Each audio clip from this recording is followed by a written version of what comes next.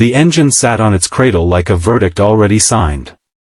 For diagnostic checkpoints, 3 engineers, 1 conclusion: scrap it. Nobody looked back. Nobody except Jackson Reed standing in the corner of the maintenance bay at 11 o'clock at night. A flashlight in one hand and 4 years of self-taught knowledge in the other. His eyes stopped on a detail no larger than his thumb that the entire diagnostic system had walked right past. It was not instinct. It was the kind of attention that only grows in the quiet hours after a child falls asleep in the glow of a tablet screen with a maintenance manual open and nowhere else to be. And it was about to force a $200 million company to stop everything and look itself in the mirror. That $27 part changed everything. But first, they had to fire him. The Denver maintenance hangar smelled the same way it always did at 5:45 in the morning. Jet fuel, cold aluminum, and the particular stillness that exists before the first shift arrives and fills the space with noise. The fluorescent lights overhead threw a yellow-white glow across the concrete floor, catching the edges of toolboxes and wing stands and the long shadows of aircraft waiting to be cleared for the day. Jackson Reed pulled his badge through the reader at the south entrance and stepped inside exactly 22 minutes before his shift was scheduled to begin. He did this every morning. Not because he was told to, not because anyone was watching, but because those 22 minutes belonged to him in a way that the rest of the workday did not. He would walk the floor slowly, touching nothing, reading everything. Nearby 7, a loose coupling nut on a colleague's tool cart caught his eye. It was not his cart, not his station, not his responsibility.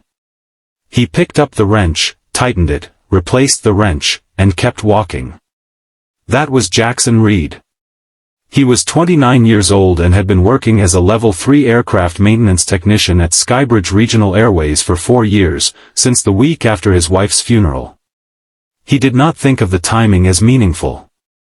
He thought of it as necessary. The hospital bills from her final 6 weeks had not waited for him to grieve, and neither had the rent on the 1-bedroom apartment in Aurora, where he and his daughter lived.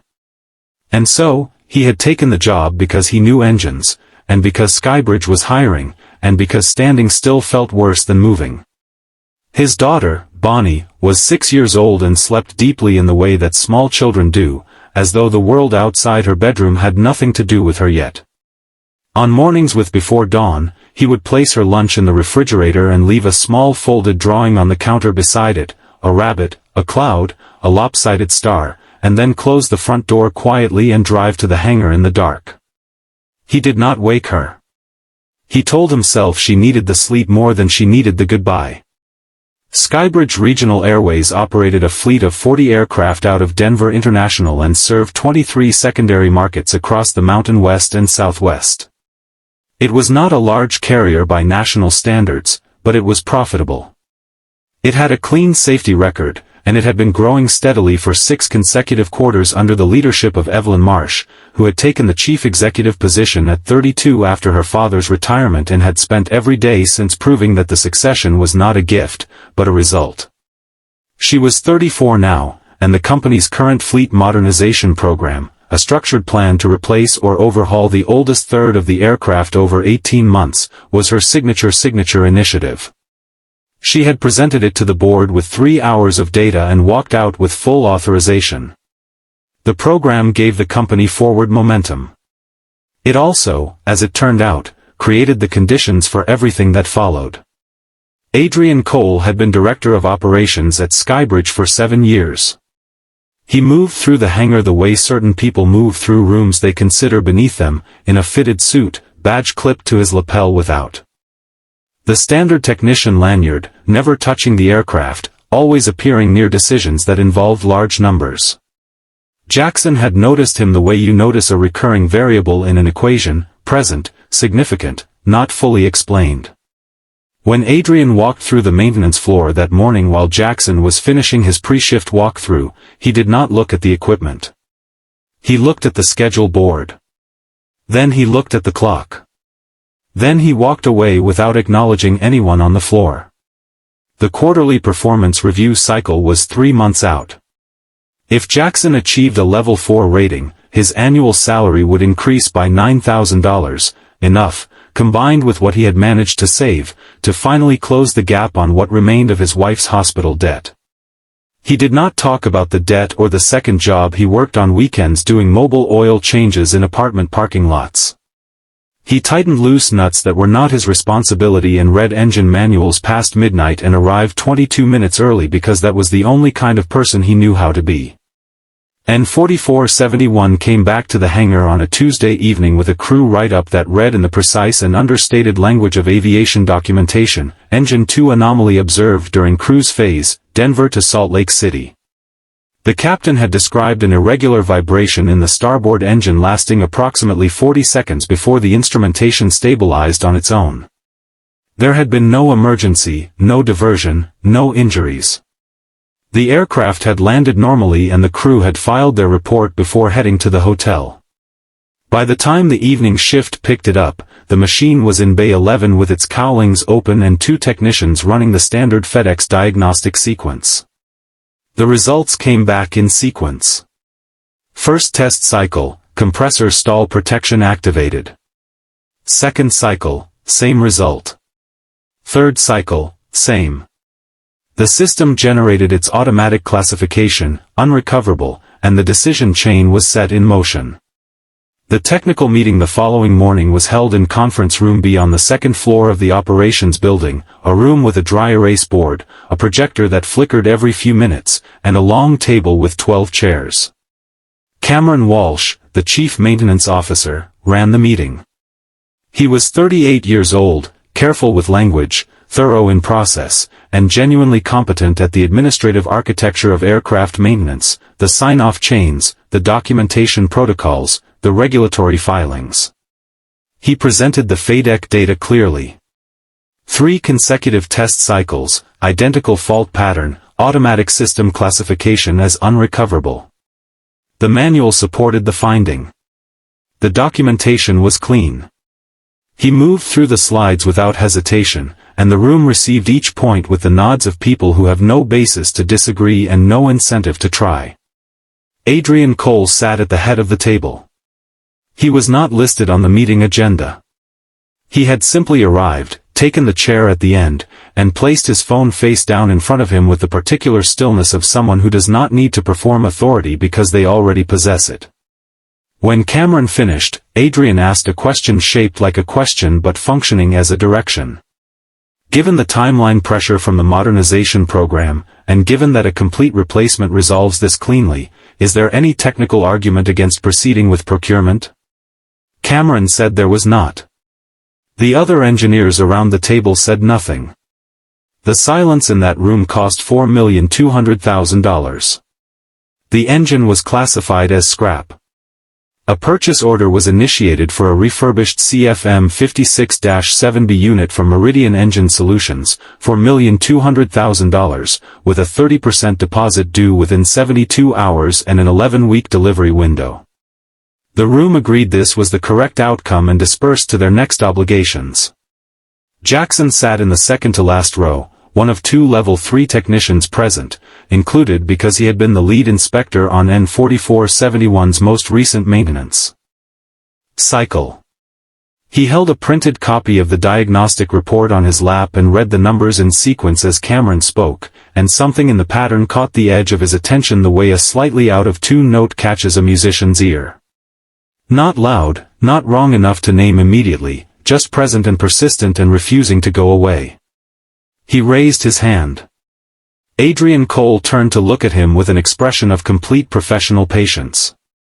"Thank you, Jackson," Adrian said before Jackson had spoken a word. "We have sufficient data to proceed." The room's attention returned to the table. Jackson lowered his hand, folded the report, and put it in the front pocket of his work shirt. He drove home that evening, put Bonnie's dinner in the microwave, and after she was asleep, opened the CFM technical manual on his tablet and started from the beginning. It was just past 11 o'clock when Jackson found it. He was sitting at the kitchen table with the maintenance open to Chapter 73, Fuel and Control Systems, CFM 56-7B, and he had been reading with a highlighter and a legal pad for 2.5 hours. The fault isolation section was dense and cross-referenced, written in the layered technical language of documents designed to be consulted rather than read, but Jackson had been reading things like this for 4 years, slowly and carefully, in exactly the way he read them now. All 3 test cycle fault events on N4471 had shown the same upstream anomaly. In the milliseconds before any compressor-related response, the P2/T2 fuel pressure transducer had reported a signal voltage that fell 0.3 volts below the established threshold for normal fuel pressure. The FADEC system, the engine's digital control unit, had received that signal, interpreted it as indicating insufficient fuel pressure, and in response had initiated the stall protection sequence. The sequence had run correctly. The logic had executed perfectly. The only problem was that the input was wrong. Jackson wrote on his legal pad, "It did not stall." It thought it was stalling. He turned to the fault isolation procedure for the P2/T2 transducer and found what he was looking for in section 73-21-08, a documented failure mode involving galvanic corrosion at the electrical connector housing specifically affecting the signal-carrying contact pins, producing a voltage degradation in the range of 0.2 to 0.4 volts below nominal. That was precisely the range that would cause FADEC to initiate stall protection. The manual described the failure mode as more likely in aircraft operating frequent short-cycle routes in high-humidity environments. Exactly the profile of a regional carrier making multiple daily legs across the Mountain West, where temperature swings between high-altitude cruise and low-elevation ground operations created the precise conditions for condensation to accumulate around connector housings over time. Jackson read the paragraph 3 times. He had not written this. He had not invented it. It was sitting in the manual, documented and indexed, available to anyone who looked. The transducer itself, the component responsible for reading fuel pressure and transmitting that reading to the control unit, was a cylindrical unit approximately the size of a large vitamin bottle weighing 80 g threaded into the engine casing near the fuel control unit. Its part number was 15,960-3. Its catalog price was $27.40. It was in stock at the Denver Parts Warehouse, and the replacement procedure required removal of 1 connector, 1 threaded fitting, and 40 minutes of labor. Jackson sat for a long moment with his pen against the legal pad. Then he picked up his keys. Owen Barrett had been a maintenance technician at Skybridge for 24 years. 52 years old, methodical, the kind of person who knew where every component in the warehouse had been since the day it arrived. He was working the overnight shift when Jackson appeared at the warehouse door, and he listened without interrupting while Jackson laid out the voltage signature, the fault isolation entry, the transducer, the price. Owen stood with his coffee cup and said nothing until Jackson finished. Then he asked, "You understand what that engine is worth?" It was not a question. "And you know who owns Meridian?" Jackson had not known that second part. Owen told him, Meridian Engine Solutions was co-owned by the brother-in-law of Adrian Cole. A fact not widely discussed inside Skybridge, but not hidden either, in the way that many uncomfortable things are not hidden, but simply not named in rooms where decisions are made.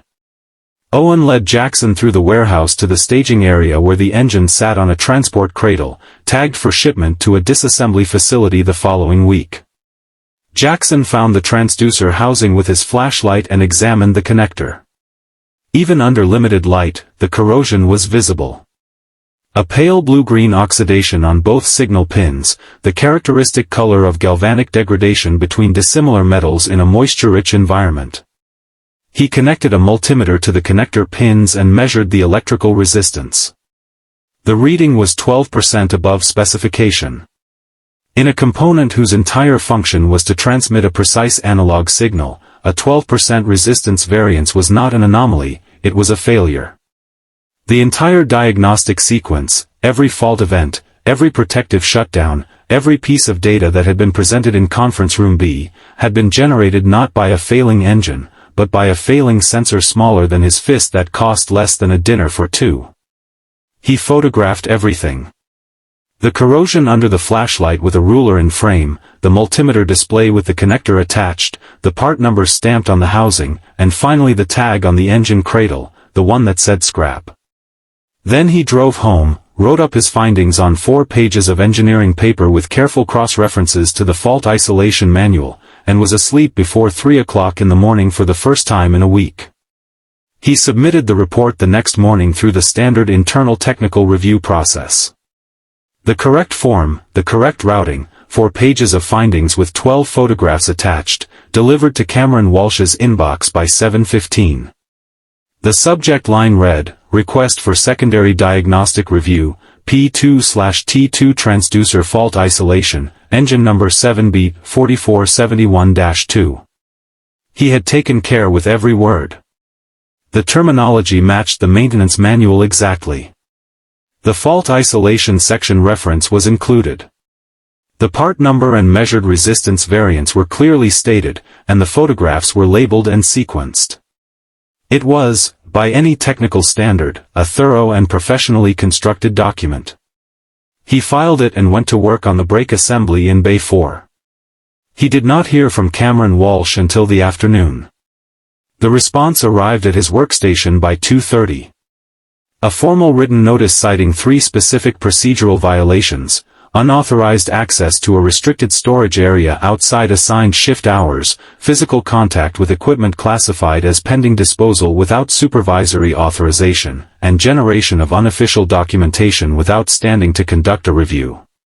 3 violations: 10-day unpaid suspension effective immediately with a formal notation in his personnel file. The performance review cycle would proceed without him. The Level 4 evaluation would be deferred to the following cycle, 6 months away. Jackson was called into Adrian Cole's office at 3 o'clock. Adrian sat behind a glass-top desk with nothing on it except a folder and a pen. The HR representative sat to the side and said nothing throughout. Adrian did not raise his voice. He did not express frustration or irritation. He spoke in the measured, precise tone of someone who has made these decisions before and learned that calmness is more effective than anger in every professional context.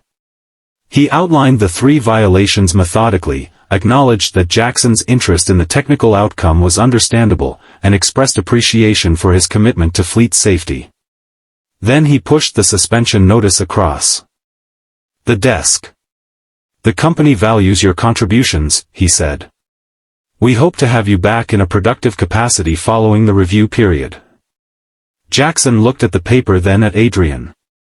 "I have 12 photographs," he said. "I have resistance measurements.